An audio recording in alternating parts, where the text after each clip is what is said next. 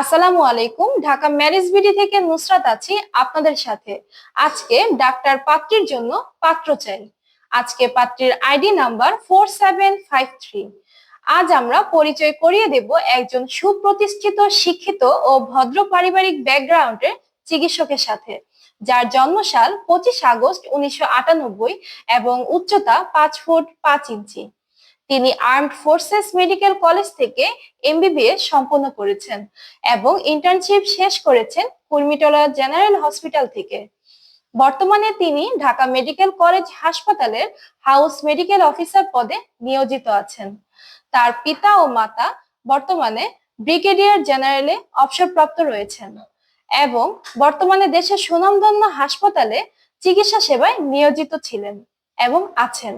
পাত্রীর পরিবার ঢাকার অভিজাত এলাকায় বসবাস করছেন। পাত্রীর পরিবার শিক্ষিত এবং ছোট পরিবার।